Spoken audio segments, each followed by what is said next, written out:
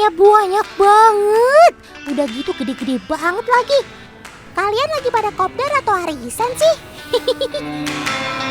Teman, sapi-sapi ini berkumpul di pasar hewan Boyolali untuk mengikuti kontes. Tapi ini bukan kontes kecantikan ya. Ini adalah kontes sapi dengan bobot terberat. Wadidaw! Kontes ini rutin diselenggarakan oleh APSI atau Asosiasi Peternak dan Penggemukan Sapi Indonesia.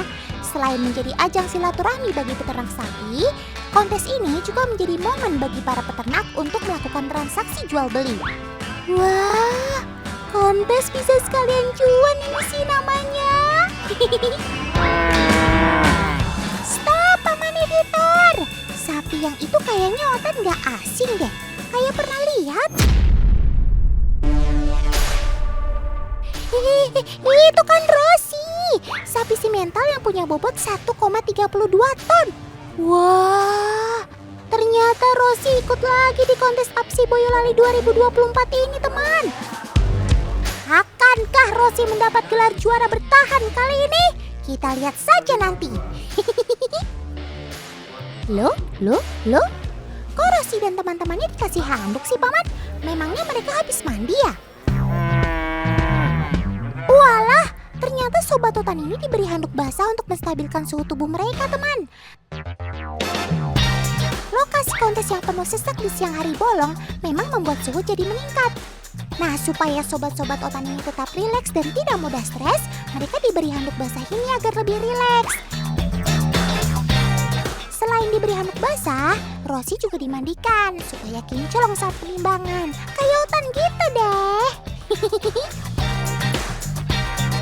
Teman, kali ini Rosi ikut kontes di kelas ekstrim bebas. Kelas ini adalah kelas yang paling ditunggu-tunggu dan sangat bergengsi. Karena sapi dengan bobot terberatlah yang bisa jadi juara. Sepertinya Rosi sudah dipanggil tuh. Ayo sob, segera menuju timbangan. Wih, lihat teman, Rosi udah kayak sang bintang ya. Langsung dikelilingi oleh fansnya tuh. Gaswat, Otan bisa kena salib nih. Otan gak salah lihat kan? Bobot si Rosi sekarang mencapai 1,361 ton. Wah, kermak sob, keren maksimal. Selain menjadi juara bertahan, Rosi juga merupakan satu-satunya sapi yang punya bobot di atas 1,3 ton di kontes kali ini, teman. Juara! Oh iya, walaupun memiliki bobot di atas 1,3 ton, tetapi Rosi masih sangat lincah dan sehat loh. Kalian ingat gak waktu Otan berkunjung ke kandang Rosi yang ada di Bekasi? Di sana Rosi pamer kelincahannya saat bermain di lapangan. Dengan semangatnya, ia menyeruduk jerami sebagai mainan. Gak sangka kan kalau sapi jumbo bisa selincah ini?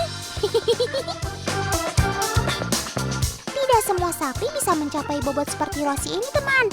Karena selain faktor genetik dan jenisnya, ada ciri khusus yang bisa kita lihat. Pertama, dilihat dari kakinya. Jika ukuran kakinya besar, maka ia berpotensi untuk bisa mendapatkan bobot maksimal karena bisa menopang badannya yang besar. Selanjutnya adalah kulitnya. Jika kulitnya masih longgar seperti ini, itu artinya tubuh sapi masih bisa lebih berisi.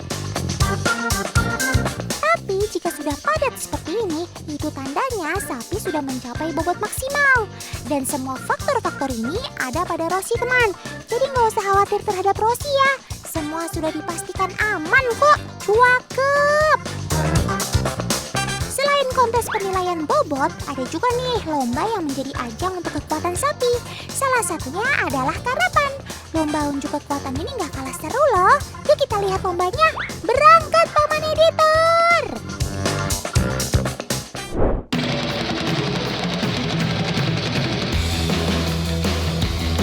Yeeha! Ayo sob, yang semangat larinya. Ingat, kita harus bisa sampai finish lebih awal. Wush! Seru banget nih teman. Meskipun ini masih ajang latber atau latihan bersama, tapi auranya seperti perlombaan yang sesungguhnya. Para peserta Latber terus memacu sapinya dengan kecepatan tinggi, seperti nggak mau kalah gitu.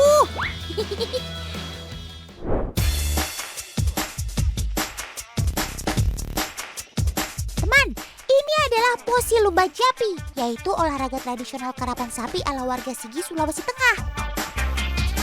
Tradisi ini awalnya diadakan setelah musim panen sebagai bentuk rasa syukur. Namun seiring berjalannya waktu, posi lumba japi akhirnya menjadi kegiatan rutin. Sampai-sampai menjadi ajang hiburan bagi masyarakat Sigi loh. Jadi jangan heran ya kalau ketika lomba ataupun sedang latihan bersama seperti ini, penontonnya pasti ruame pol. Oh iya, bedanya karapan ini dengan tempat lain ada pada jokinya teman. Jika daerah lain dipacu oleh satu joki, di sini jokinya ada 2. Mantap gak tuh? Gak cuma itu aja, di sini juga gak menggunakan alat bajak atau kalele seperti yang ada di Jawa. Tapi mereka menggunakan gerobak khusus yang bisa dinaiki oleh kedua jokinya saat memacu sapi. Keren!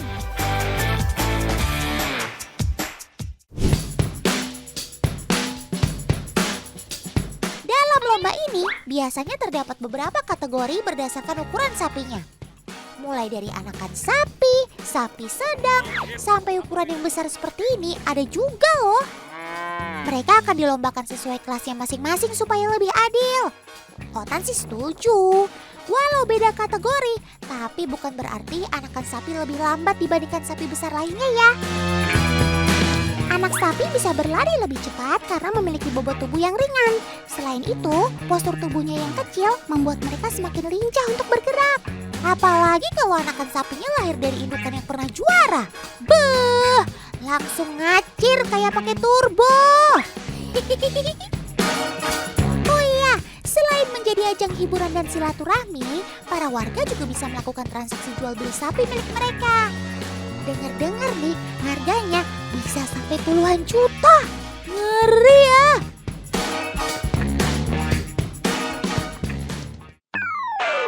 Sapi-sapi yang biasa digunakan untuk karapan ini adalah jenis PO alias peranakan ongol.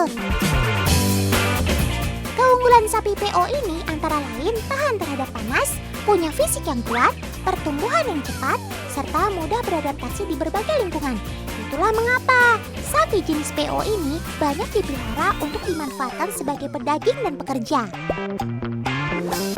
Oh ya teman, masih belum diketahui pasti nih bagaimana awal mula tradisi ini ada di Kabupaten Sigi.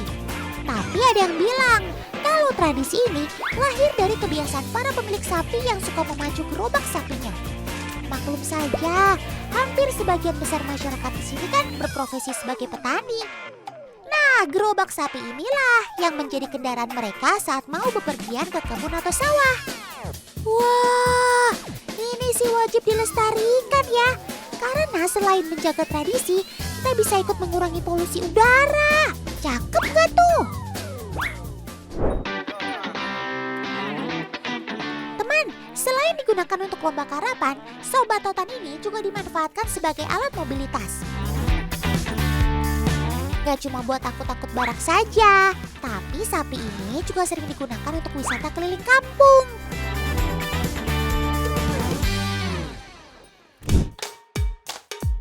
Untuk menjadi sapi juara, tentunya dibutuhkan latihan dan perawatan khusus teman, seperti sapi milik Paman Tian ini.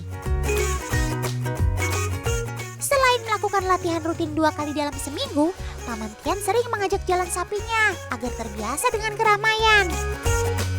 Selain berolahraga, sapi-sapi ini juga harus sering dimandikan ya. Soalnya di Kabupaten Sigi cuacanya terbilang panas dan kering. Kondisi ini dapat membuat suhu tubuh sapi jadi meningkat sehingga rawan dehidrasi.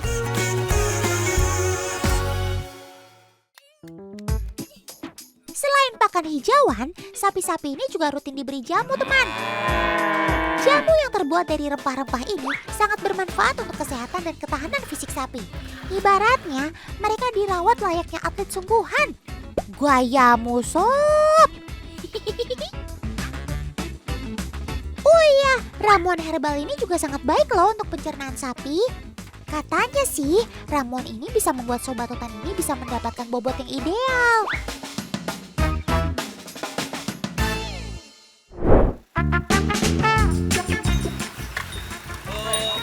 Kenapa mobilnya, Bang? Rusak, Bang.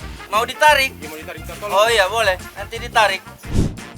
Wah, ini sih namanya gerobak sapi serbaguna ya teman. Gak cuma digunakan untuk lomba dan angkut barang saja, tapi Sobat Totan ini juga bisa diandalkan saat ada yang membutuhkan. Kalau begitu, ayo Sob, lekas kita bantu momen itu. Ayo, semangat Sob. Wede, keren banget kamu Sob, bisa diandalkan di semua bidang. Keren maksimal.